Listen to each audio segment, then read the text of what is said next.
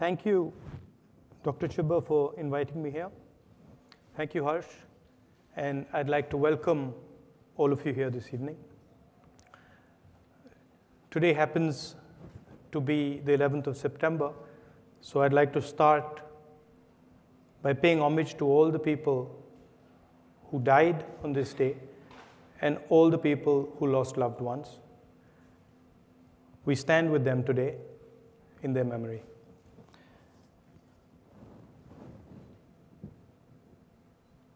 As a politician,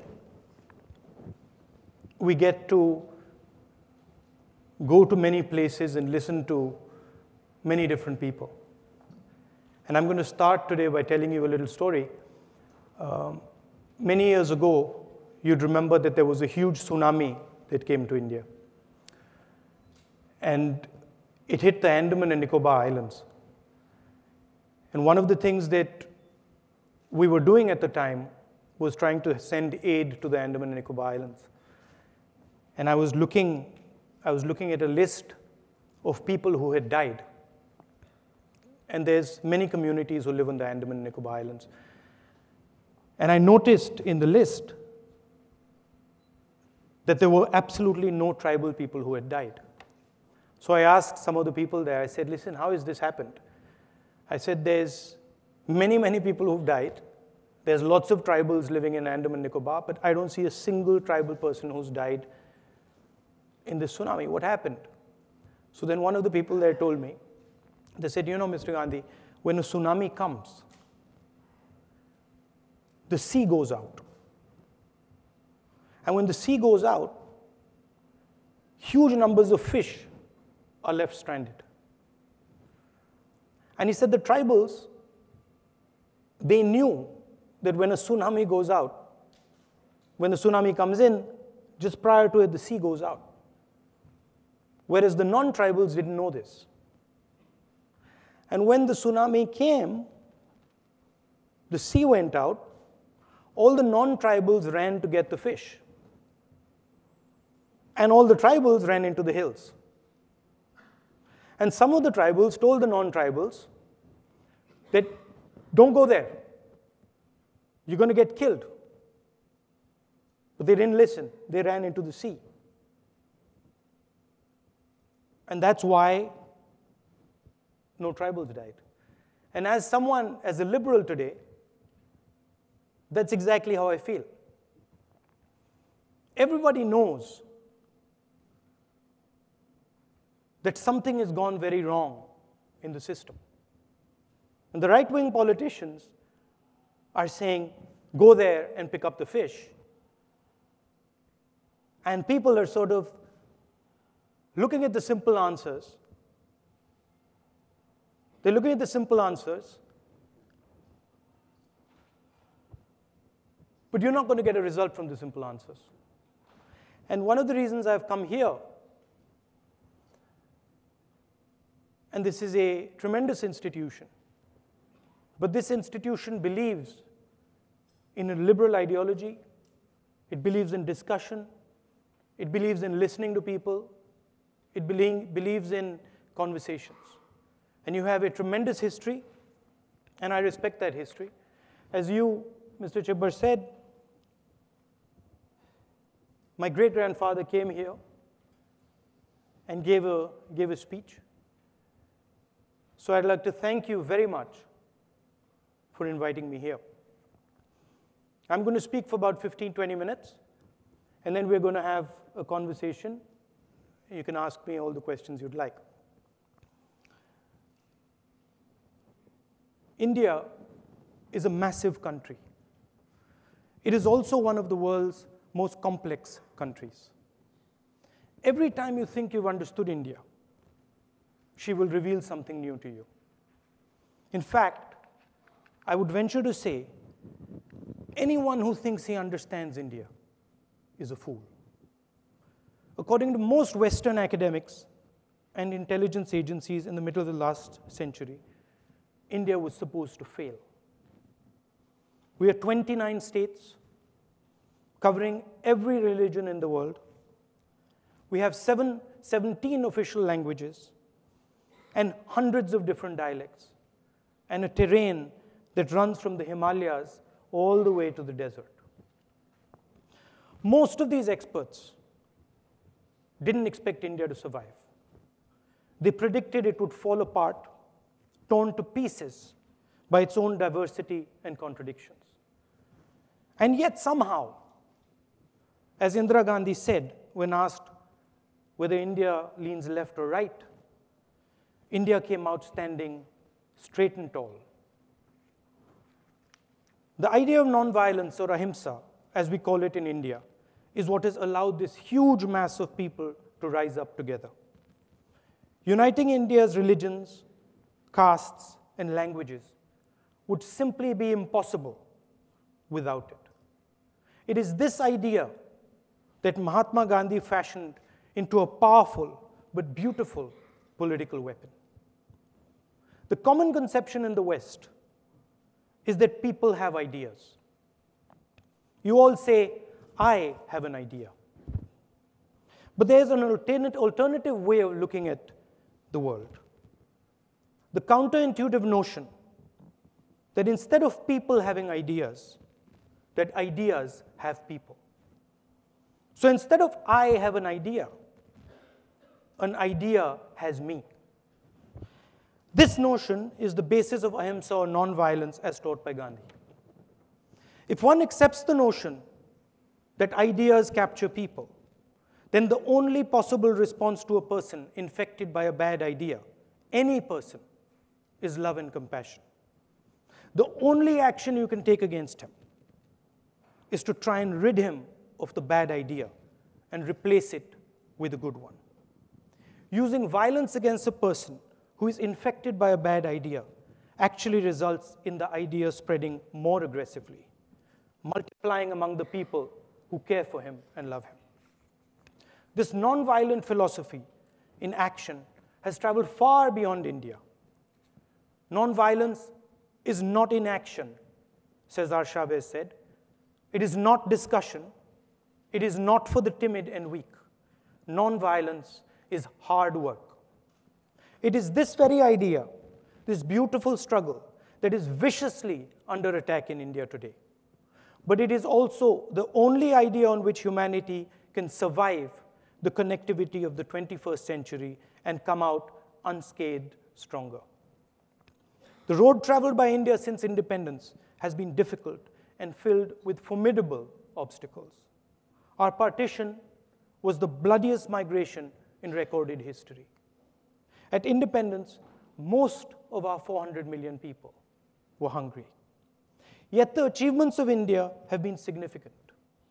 Increasing literacy, expanding healthcare, and raising life expectancy, all within a generation.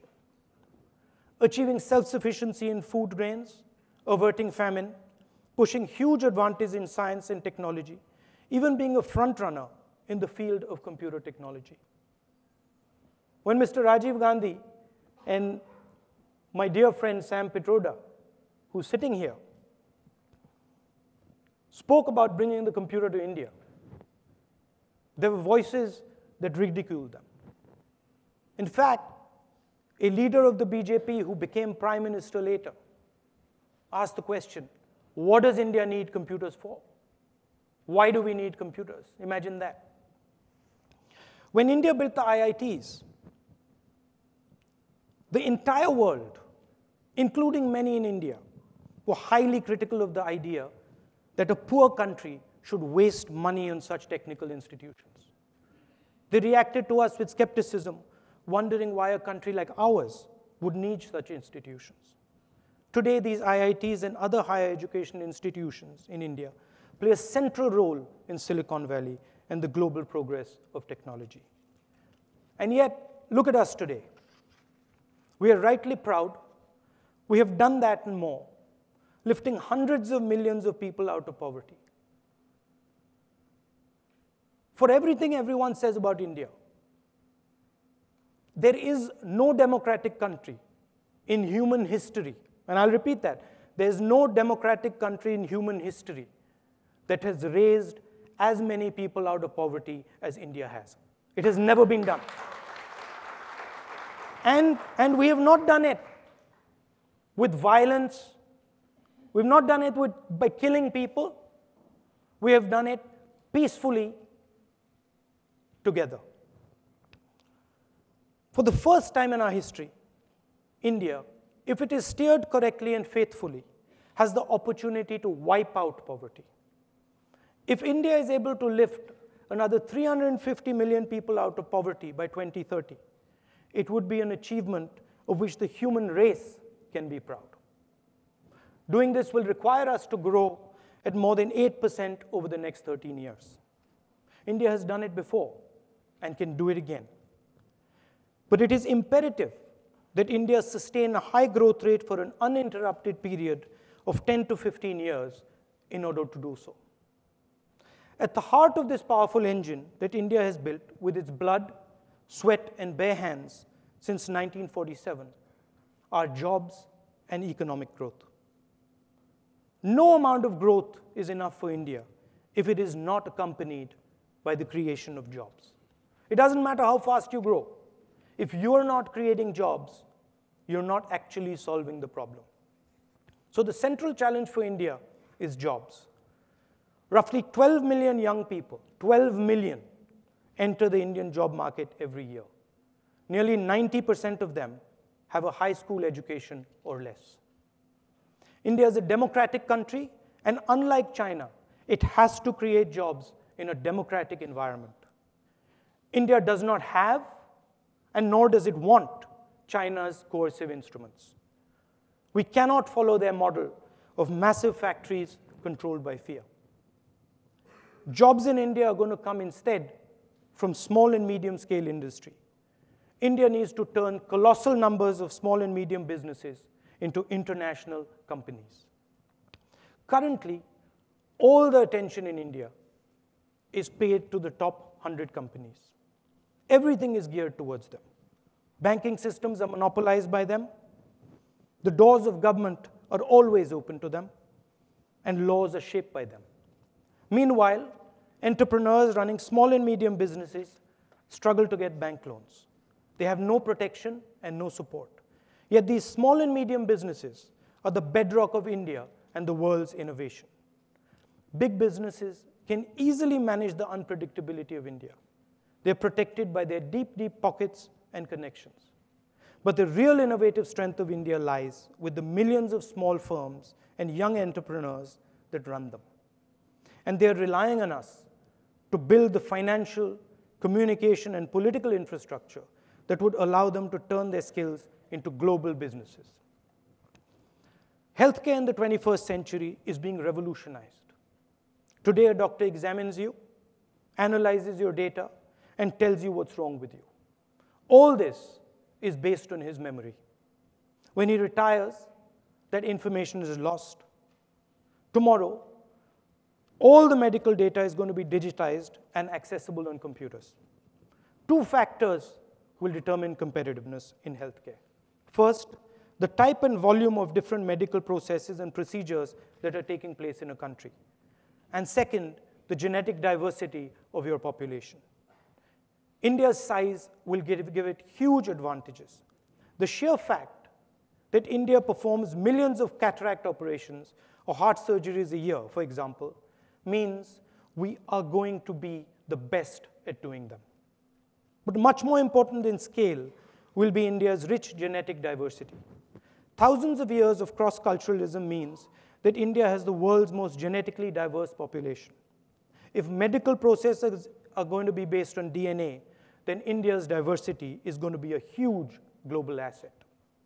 So if you're looking at medical processes in the 21st century, by far the best opportunities for groundbreaking research and innovation will be in India. It is imperative that we start thinking about these systems now, and while addressing the critical concerns of privacy and ownership before they arise. Done properly, this can transform India's healthcare system, and while at the same time, help the world beyond our borders. India has triggered a massive process of human transformation. The nature of India's transformation has now reached a stage where its momentum is so powerful that our failure is no longer an option. Our success impacts the world, But should our country fail, it will shake the entire world. What India is trying to do is to connect 1.3 billion people into the global economy with minimum disruption possible in a peaceful and compassionate way. But don't be confused. If this process breaks down, the potential for violence is massive. I've given you the positives. So before I end, I need to tell you what can go dangerously wrong. Our strength so far has been that we have done all this peacefully. What can destroy our momentum is the opposite energy: hatred, anger, and violence, and the politics of polarization, which has raised its ugly head in India today. Violence and hatred distract people from the task at hand. Liberal journalists being shot, people being lynched because they are Dalits, Muslims killed on suspicion of eating beef. This is new in India and damages India very badly. The politics of hate divides and polarizes India, making millions of people feel that they have no future in their own country. In today's connected world, this is extremely dangerous. It isolates people and makes them vulnerable to radical ideas. Finally, listening to India is very important. She will give you all the answers that you seek. India's institutions have over 70 years built a profound understanding of our country. We have experts in every single field. Ignoring India's tremendous institutional knowledge and taking ad hoc decisions is reckless and dangerous. Decisions like demonetization, which removed 86% of cash from circulation overnight and was carried out unilaterally without asking the chief economic advisor, the cabinet, or even parliament, imposes a devastating cost on India.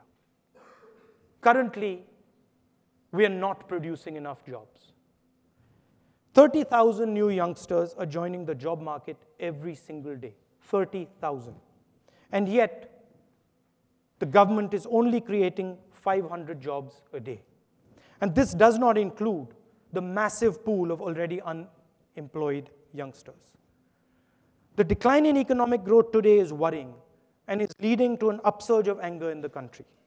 The government's economic policies, demonetization, and a hastily applied GST have caused tremendous damage. Millions of small businesses were simply wiped out as a result of demonetization. Farmers and manual laborers who use cash were hit extremely hard. Agriculture is in deep distress, and farmer suicides have skyrocketed across the country. Demonetization, a completely self-inflicted wound, caused approximately 2% loss in India's GDP.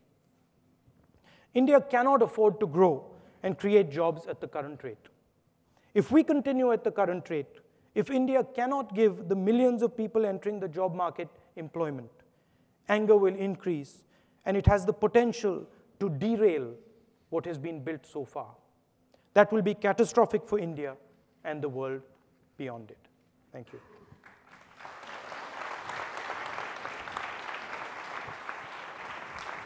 Thank you.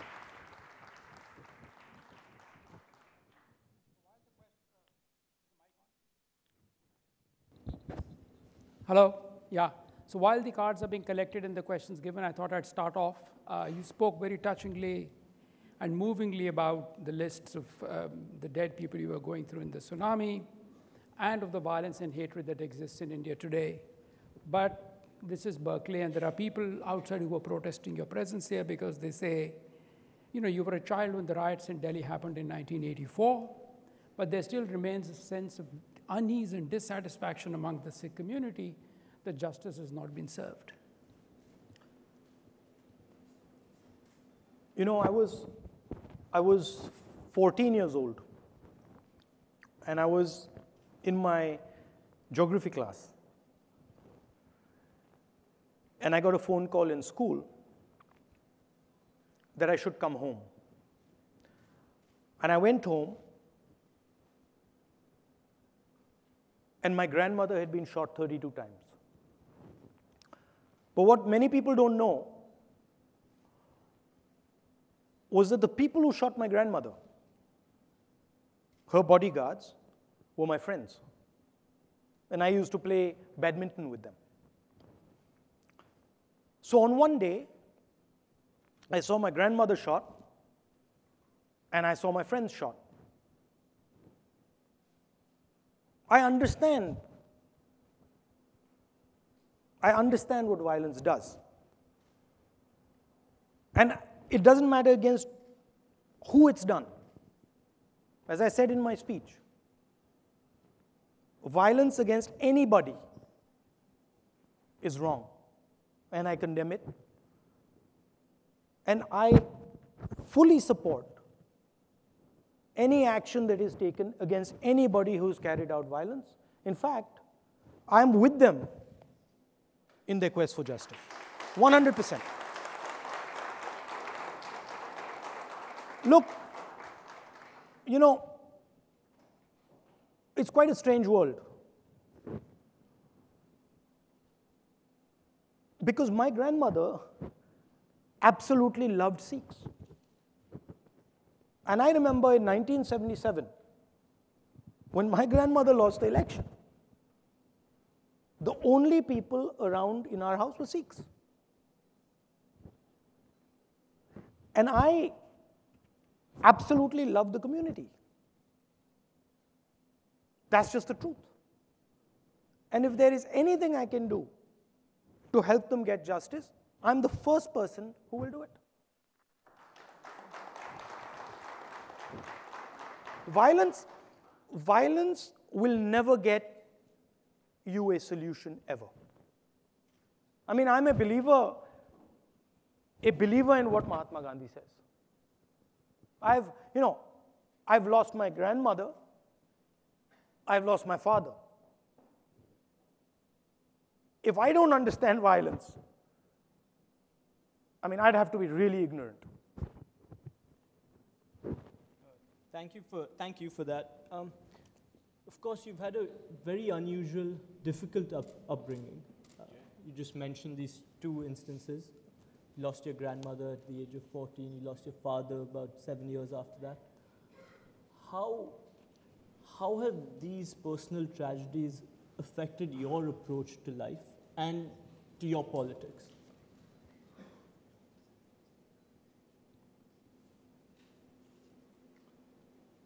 I mean, first of all,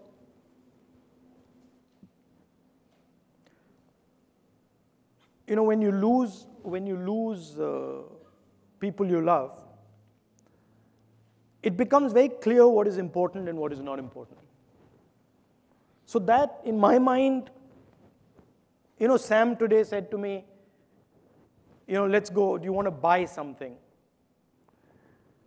So some of those sort of, you know, materialistic ideas, they're just gone. I mean, I see other people having them, but I don't understand them. That's one. The second thing is that, as I said, you know, I was friends with the people who killed my grandmother. And I sat in a room one day. I'll tell you two stories. I sat in a room one day, and a Sikh gentleman came in. And he was a Congress MLA. And he sat down and he said to me, you know, Mr. Gandhi, I can't believe I'm sitting in the same room with you. This was some time back. So I said, why? He said, you know, because 15 years ago, if I'd walked into this room with you, I'd have killed you.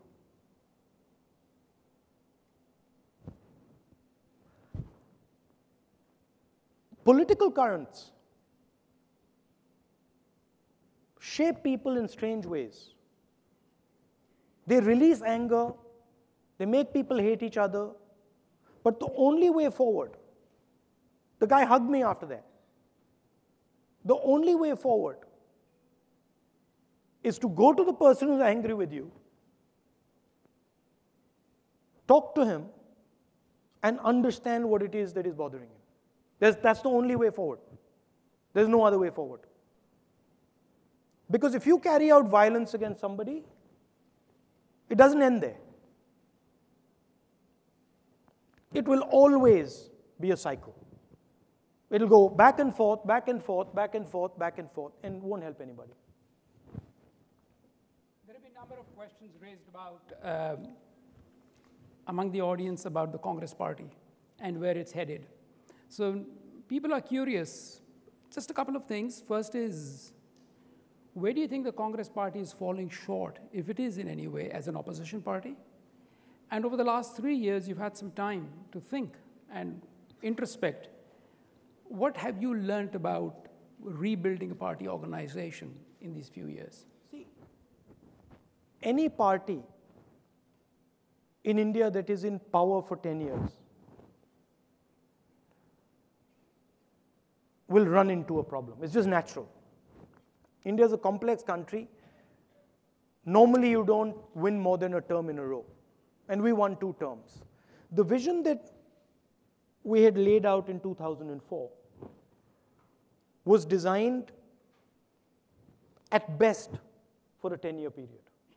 And it was pretty clear that the vision that we had laid out in 2004, by the time we arrived at 2010-11, it was already not working anymore.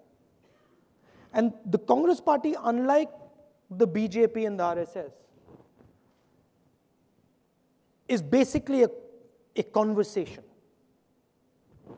Most of my work is sitting in a room listening to people. This is what I think, this is what I think, this is what I think, this is what I think, and collecting all that information, and then coming out with a solution that makes everybody happy. So the way we design policies or the way we design a vision is not by standing up there and saying, listen, this is what I think, I'm going to tell you, this is what we're going to do. We design a vision by having a conversation. And somewhere around 2012, and I'll say this, a certain arrogance crept into the Congress Party. And they stopped having that conversation. So rebuilding the Congress Party is a couple of things. One is designing a vision that India can use going forward. If you look at most of the things the BJP is doing, they're basically what we said. They're central programs. They said they'd finish off Narega. They carried it on. GST is our program. So the central architecture is they've borrowed from us. But that architecture doesn't work. We know it because it stopped working. So for us, there's 2 things. One is make a transition, and a smooth one, between the sort of senior people and younger people. You can't just brush aside all senior people. So you have to bring people together. You have to put some new faces. You have to put some old faces. That's a compromise. So that's one aspect. But the main thing is, what I said there. India has unleashed 400-500 million people. And now it's not good enough for us to say that we're not going to give them a vision. It can't be done. Because if you don't give them a vision, then you enter a very dangerous space. And really what has happened is, if you look at India from about 2012, and we are to blame for at least 2 to 3 years of that, India has basically lost its vision. And that conversation has to be had. You said something interesting about the central architecture doesn't work. Could you say a little bit more about why you think the central architecture that you had put in place has stopped working or doesn't work? It's not only ours. It's not only ours. Some years back, a leader from one of the European countries came, and I was having a chat with him. And I asked him a very simple question. I said, I understand all this you're saying to me about globalization. Just answer me one question. because I don't understand how you're going to get that answer. I said, what is it? I said, please explain to me how you intend to get employment for the large majority of your population, the blue-collar space. How are you going to get employment for those people? And his answer shocked me. He said, I can't. And I said, well, if you can't, there's going to be a real problem. And he's like, yeah, there's going to be a real problem. Two things have happened. The first thing is, if you look at who is producing jobs, pretty much the only country that is actually producing jobs at scale is China. They're doing so because they have a particular type of coercive machinery. They have a particular type of environment where they can manage factories with 30,000 people, 50,000 people. Most other countries are struggling to give jobs to blue-collar workers. So that's one problem. And you can see the rise of the right-wing leaders. Their core constituency is that group of people who are basically not able to get a job. And then a second thing has happened.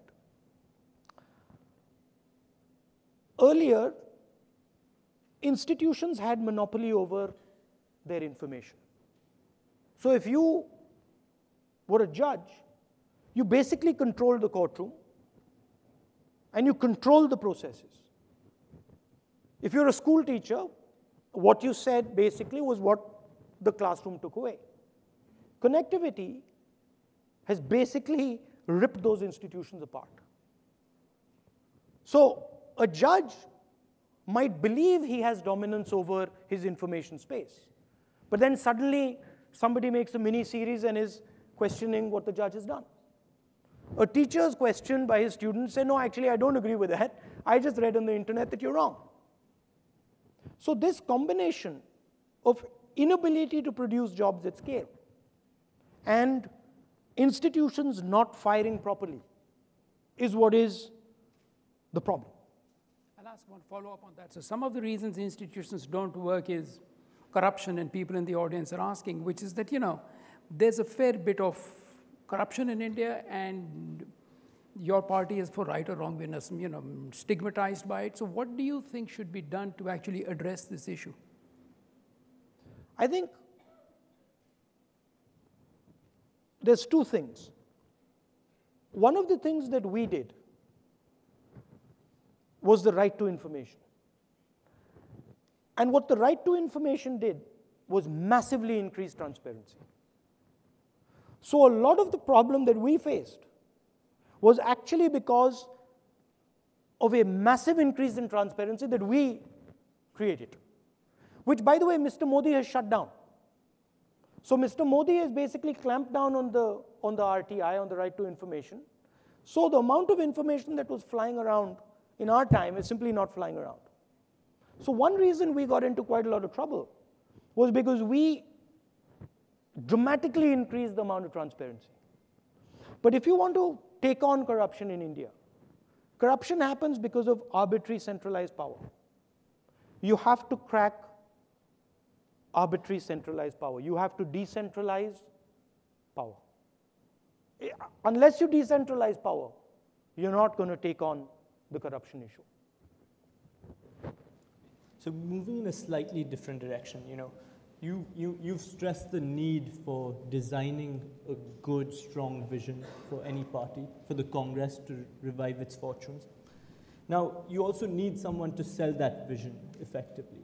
And Mr. Modi has done that quite well for the BJPs. Now, when the UPA was in power, there was a huge clamor to have you come in to the executive, become a cabinet minister. Some said prime minister. In 2014, they wanted you to be prime ministerial candidate, which you declined. And you're very likely going to face the same demand in 2019. So are you ready to now take charge of executive role in the Congress party? I'm absolutely ready to do that.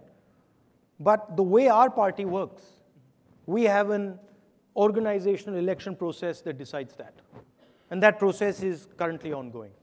So we have an internal system where we elect certain delegates who make that decision. So for me to say that decision is mine, that wouldn't be very fair. That's a decision that the Congress party has to make, and that's a process that's currently going on right now.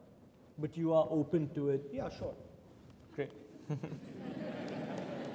But that idea that the Congress is delegative and there are discussions actually runs counter to what the common perception, at least among the media and among academics and among lots of people and among this audience which wants to know, but isn't the Congress party associated with more dynastic politics? What you see is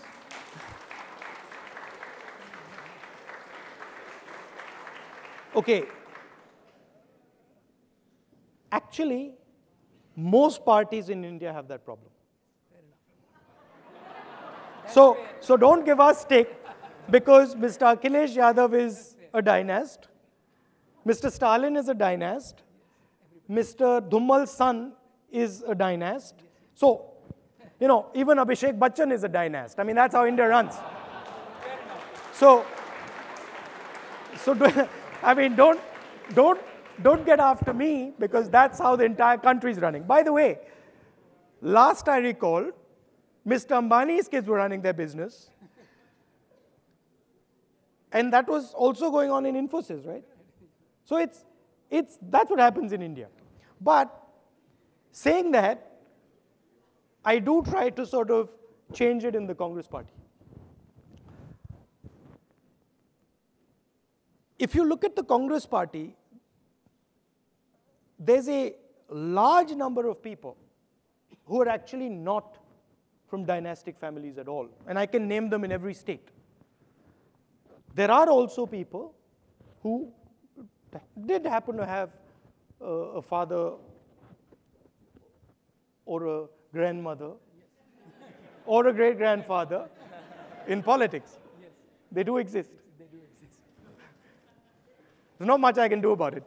I mean, Thank you. But as a quick follow-up to that, you know, a lot of sorry, people... see, go ahead. The real question is the person actually a capable person? Is the person a sensitive person? That's the question. Yes. Anyway, sorry. No, so as a quick follow-up to that, I know a lot of people in this room itself would love to get involved with politics in India, public sector policy making in some form or the other. Doesn't have to be 24/7, but they'd love to get involved and are unable to figure out what's the best route to do that without having family backing. So what is your suggestion to those people? That gentleman sitting there, Shashi Tharoor, he is, and if you're in the United States, Sam Petroda there.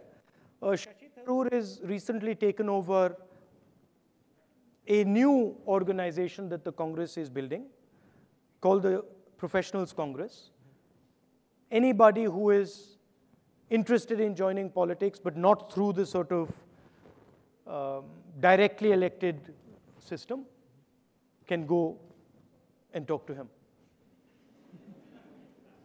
But if you're looking to do internships and you're looking to sort of do public policy, I'm more than happy to put you in touch with people. You know, there's plenty of people in the Congress party, politicians, who are working on these type of things. I'm more than happy to put you in touch. I can get you a number. Or an email. Or an email. Thank you. You know, and you mentioned some of that you're trying your best within the Congress to move away from this dynastic system. You've had a lot of internal reforms you've tested out, one of them being the primaries at the local level. But some of them have run into roadblocks, many of them, in fact. And you also attributed to this, to the struggles of navigating between the young and the old. And have you found that being a big issue and roadblock for you as you've gone ahead with your reform agenda in the Congress? You know, my earlier approach was that one should push young people, regardless. I still believe that as many young people as possible should be pushed forward. But there's tremendous talent in the Congress party with some of our senior people. And, you know, it's really unfair to say that, you know, just because you happen to be slightly old, we're not going to utilize you. So it's a mix. It's a mix. It's trying to make both these systems work together, both young and old work together. You know, you know how India works. There's sort of egos and stuff like that. When you gave your speech, I found something really striking, which is that you started speaking of removing poverty and through the actions of small-scale industry and businessmen. That sounds to me like a shift away from the old socialist vision that has characterized the Congress party for a long time. And even within the Congress party, I think there was an op-ed written in the Hindustan Times recently arguing for a more leftward shift in the Congress party. But you seem to be arguing and articulating a slightly more center-right vision, at least as far as economics is concerned. Is that where you think the party should go? The left-right idea, it works very well in Europe and the United States. It doesn't work so well in India. I'll give you an example, right?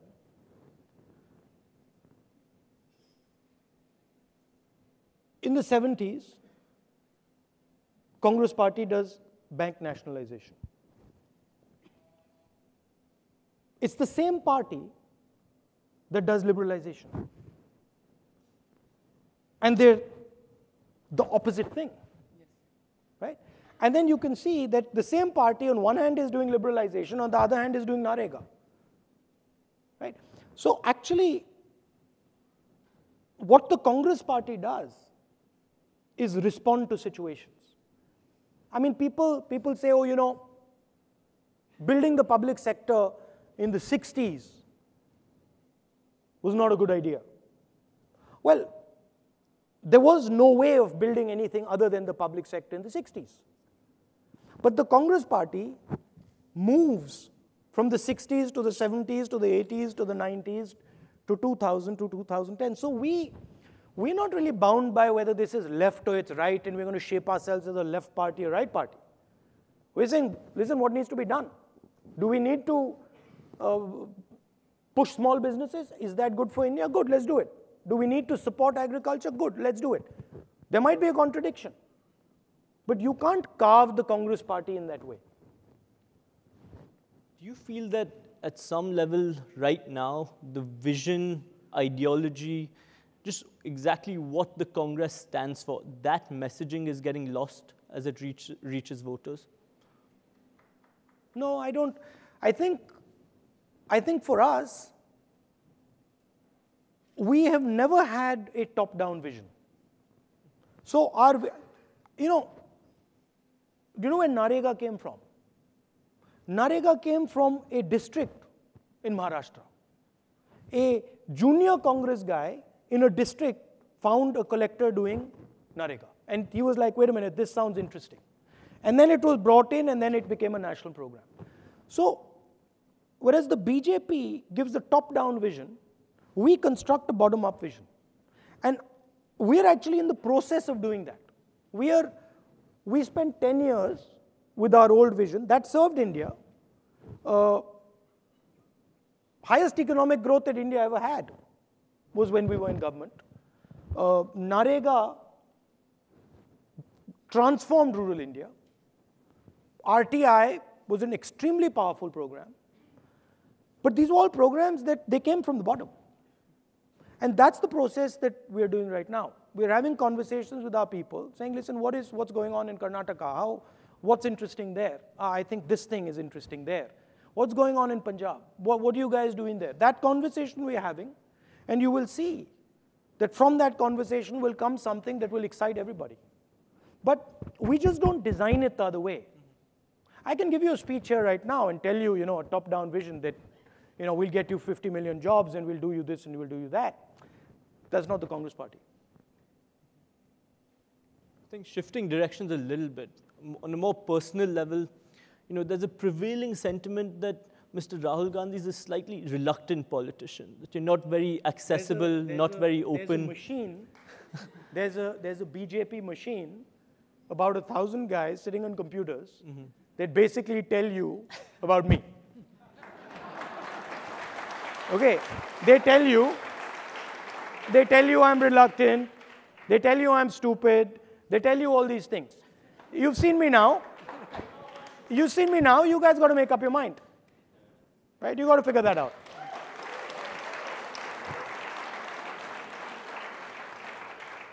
But realize that there is a tremendous machine, 1,000 people or so, that all they do is spread abuse about me. And the operation is basically run by the gentleman who's running our country. Basically. But so what do you think is the best way you can counter that? How do you address these misperceptions floating around? Have more conversations like this and give people a sense of what I'm like. That's the best way.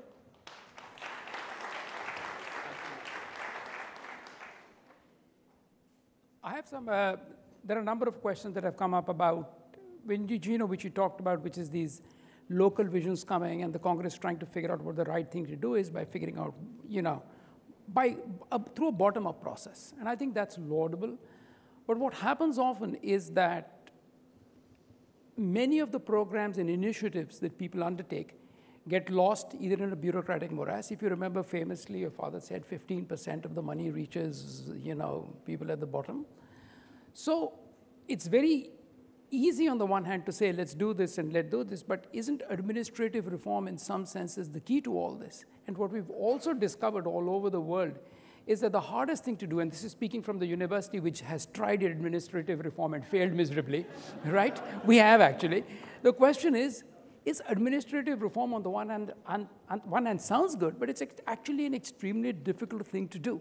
So do you have any ideas of making the state machinery work for the people? What do you think you can do to make that happen? Administrative reform is important, but much more important than administrative reform is actually political reform. Today, the real problem in India is that our political machinery, the Lok Sabha, the Rajya Sabha, the Vidhan Sabha, they are not empowered the way they should be. So if you look at how decisions are made in the United States, laws are made by the Senate, right? So there are a large number of senators who have a discussion about any law that is made, and then people can go and talk to them and say, I want you to support me on this law. That system simply doesn't exist in India. Laws in India are made by ministers and 5 or 6 people surrounding the minister. Until you make that process transparent, until you bring that process out into the open, you're not really going to transform the system. So if the Congress party comes to power next time around, right, inshallah, as they would say, will you actually do this? 100%. I mean, that is the only thing I would do. To me, if you look at the Lok Sabha, 546 people, to me, that should be 546 institutions, democratic institutions, each one fundamentally involved in lawmaking. Today, our MPs, they don't make laws. They worry about building roads in villages. And they get punished for not building roads in villages or building roads in villages. They should be making laws. They should be empowered to make laws. That's their job. And that is the fundamental thing that's gone wrong in India. People say, many people in the press write, why are there no discussions in parliament that are interesting? I'll tell you why there are no discussions in parliament that are interesting. There's no power in parliament. All the power is outside parliament. The power is in the prime minister's office or the minister's office. You make the members of parliament powerful, the discussion will start in the parliament house. So to me, taking India to the next level is about transforming how our parliament works, is about making sure that our members of parliament are actually involved in lawmaking, that they become part and parcel of the conversation of lawmaking. That would be one of the things that I would do. Oh, great. Sorry, we can't take questions from the audience. My apologies. There's some people who have asked the question of, the way forward, and there are people who are asking the question about what is the way forward in Kashmir, you think? It's a difficult question. No, it's not a difficult question. It's not a difficult question. It's actually an easy question.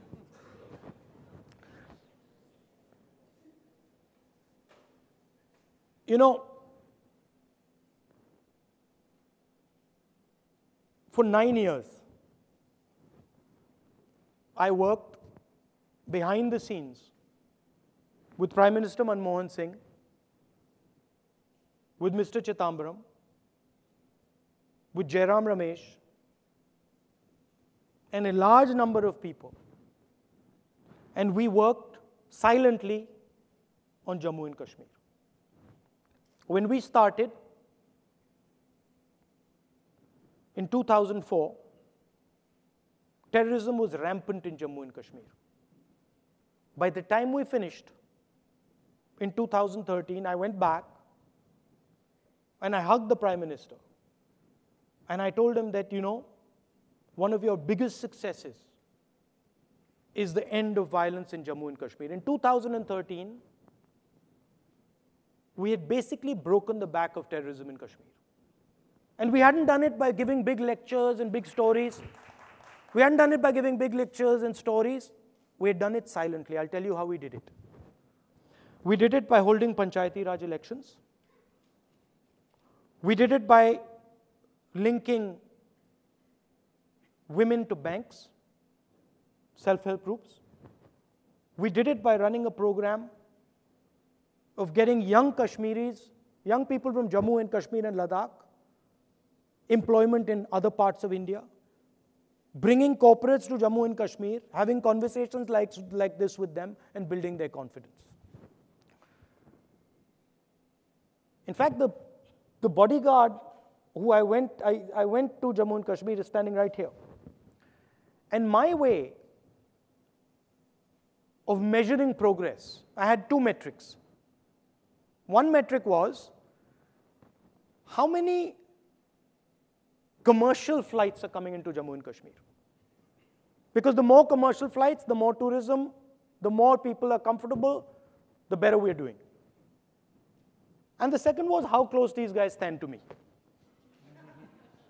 So if these guys are standing like all around me, we're not doing well. And if they're sort of loosening up a bit, we're doing well. So we went from practically no planes to 50 planes. And I remember one day in 2013, when I was looking around and I was like, where are my security guys?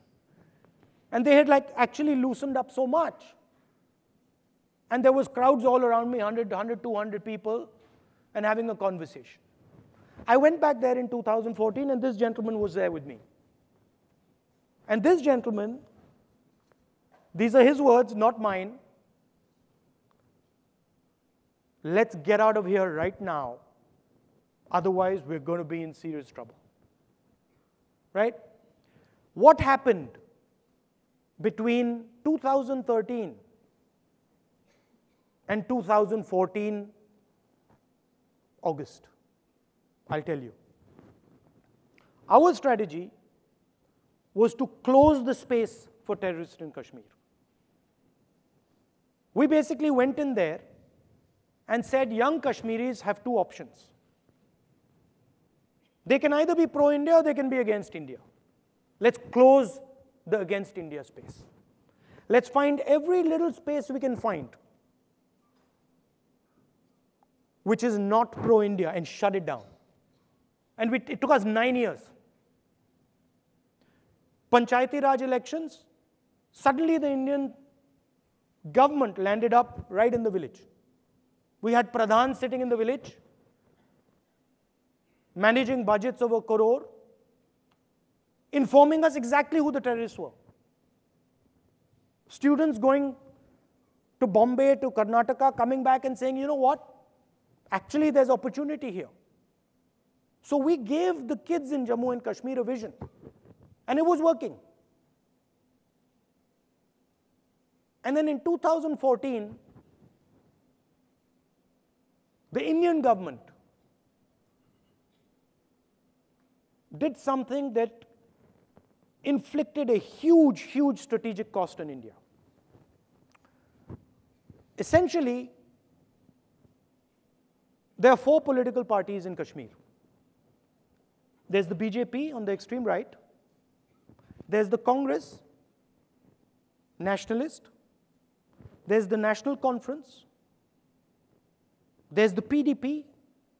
There's the Hurriyat. And then there's terrorists in Pakistan. The PDP was the instrument that brought young Kashmiri youngsters into the political process.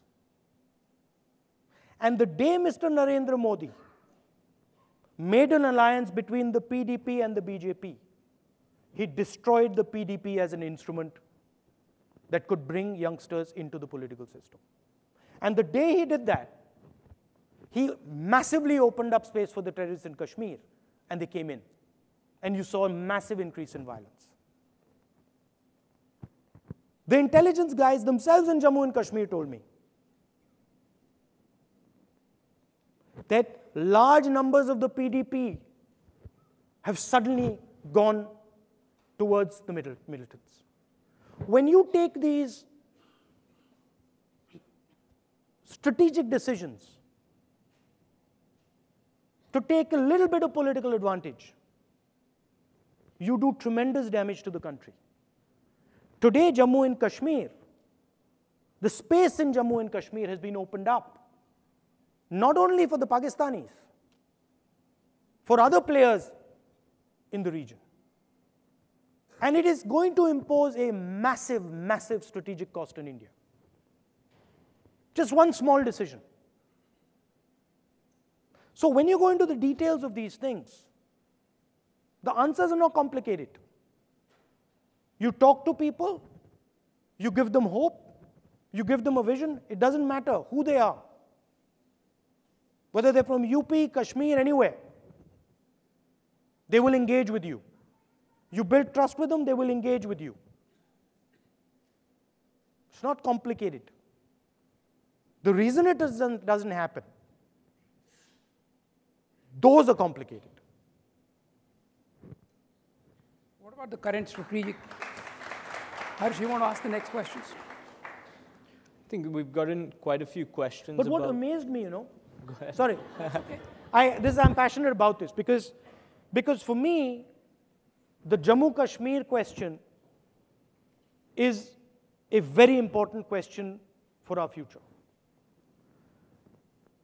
You know what amazed me was 9 years of work. Going there, talking to people, 9 years, 30 days destroyed. 30 days. And it blew my mind. I was so sad. I was like, my God, 9 years. And it can just be wiped out in 30 days. We've gotten quite a few questions on your view of the Modi government's performance. I know you mentioned a couple of things in your speech: demonetization, polarization, violence. What are the 2 or 3 key things that you wish they could improve on? And maybe the second part, what are 1 or 2 things that you think the government's actually doing well? See, I'm an opposition leader, but Mr. Modi is also my Prime Minister. Mr. Modi has certain skills. He's a very good communicator, probably much better than me.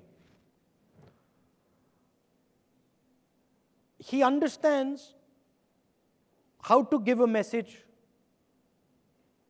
to 3 or 4 different groups in a crowd. So his messaging ability is very subtle and very effective.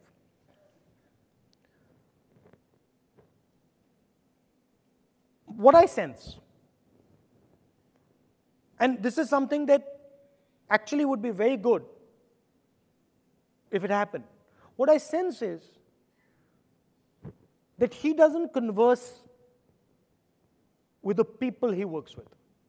I mean, even members of parliament of the BJP come to me and tell me that you know, sunte nahi. Are you conversing with Sikhs? Yeah. No.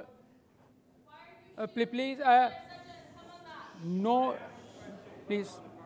This is not free speech if you're controlling what's being asked. Questions to be asked in the car. If you're going to interrupt, you're going to be ejected. They didn't ask the question. The questions weren't answered. We've been writing these next cards.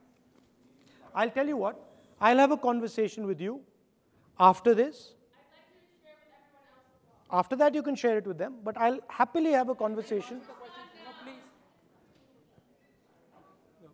Please go ahead. This is free speech. I can respond with free speech. You're controlling my free speech by using it as Carry on. What carry on? Where were we?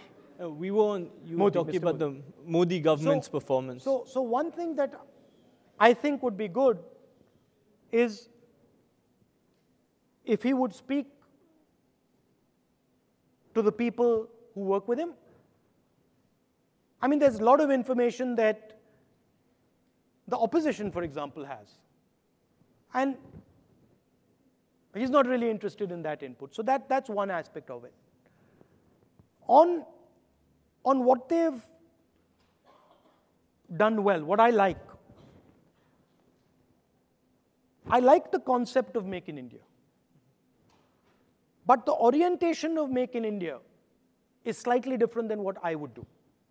So the orientation of Make in India is big business, and a lot of it is defense. My orientation of Make in India would be small and medium businesses. See, big businesses in India already have a lot of play. So my thing would be to carve out a space for small and medium businesses and bring in experts like you from Silicon Valley and actually think about taking these small and medium businesses and transforming them, as I said, into global companies.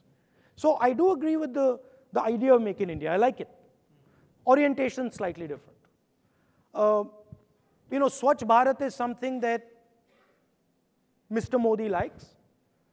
The idea of hygiene, I think it's a good one. I don't think it's a bad one.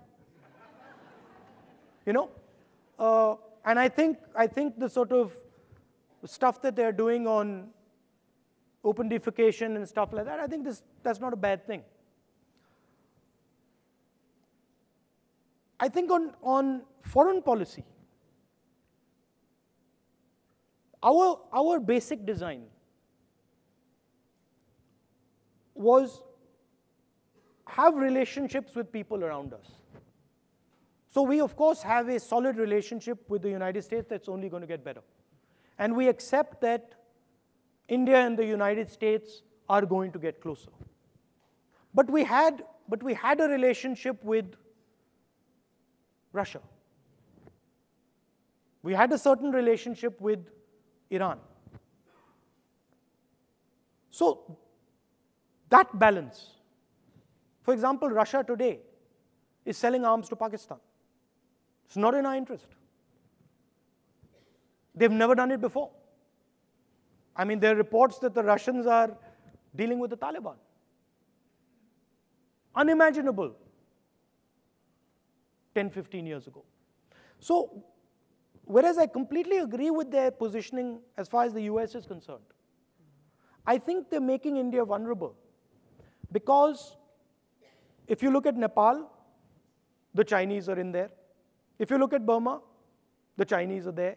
If you look at Sri Lanka, the Chinese are there. If you look at Maldives, the Chinese are there. And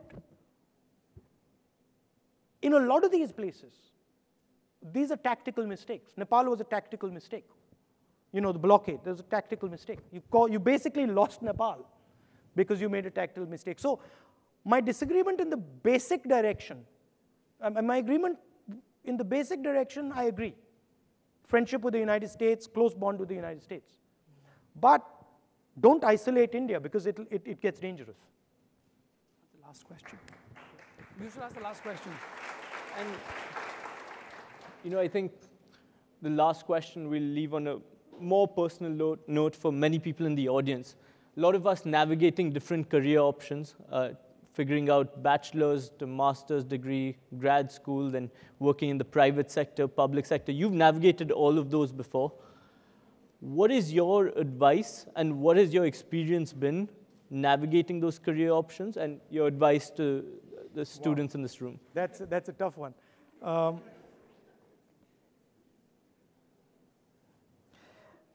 I don't know if you like this or not, but I came to the United States with a sense that there were many things that I could learn in the United States, and with the sense of, you know, I learn a lot of this stuff here, and then I'll take it back to India and apply it, right? And this country, I studied here, and I must say, I'm very fond of this country and the people, especially of the United States of America. And I learned a hell of a lot from here. But what I found was when I took it back and I tried to apply it, you can't apply it directly. Because the structure and the architecture is completely different. So there's a process of learning from America, and then when you go back, there's a process of learning from India, relearning from India. And you have to work both those things. You know, the thing I learned from college and university, how to deal with people, how to observe people, how to listen to people, that was very powerful. And I think that is the most important thing, much more important than the degree. I mean, I learned economics, and, you know, I can't recall when I sort of used what I learned in college in my work. I mean, it's been a long time. General principles you do use, of course, but specifics, you know, not really. But watching people, listening to them from different cultures, getting a sense of where they're coming from, that's a very powerful thing. That to me is something that should be developed. Thank you so much. Yeah. It's been a pleasure, and we can hope we get the chance to have more of these conversations. So thank you, everybody. I'm sorry if your question wasn't heard, but thank you. Really. Thank you very much. That was great. You're a nice man.